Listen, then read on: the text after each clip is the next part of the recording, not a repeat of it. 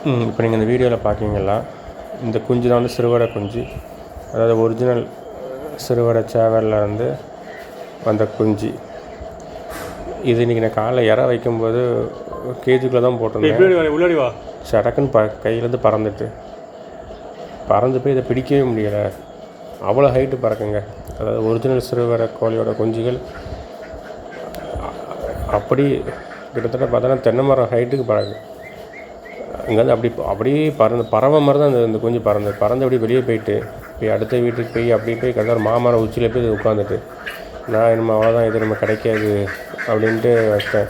அப்படி திரும்ப மதியானம் வந்து பார்க்கேன், கரெக்டாக எங்கள் குஞ்சுகள் சவுண்ட் போடுறோன்னா அந்த மாமரம் உச்சியிலேருந்து இறங்கி வந்து இப்போ இதை பிடிக்கிறதுக்கு தான் பார்த்துட்ருக்கோம். இது கடைசியில் ஃப்ரெண்டும் பையன் வந்திருந்தாப்புல வந்துட்டு கடைசியில் அது பிடிச்சாச்சு. அவ்வளோ ஹைட்டு பறக்குங்க. இந்த பிடிச்சாச்சு பார்த்தீங்களா, அப்படி இருக்குது பார்த்தீங்களா. இது எவ்வளோ ஹைட்டு, ஒரு மாமரம் உச்சிக்கு போயிடுதுங்க. இது எனக்கு இன்றைக்கி ரொம்ப ஆச்சரியமாக இருந்தது. அந்த காட்டுக்கோழிகள் எப்படி பறக்குதோ அதே மாதிரி பறக்குது. எல்லோருமே இந்த ஒரிஜினல் சிறுவடைகளாக வளர்ப்போம். நன்றி.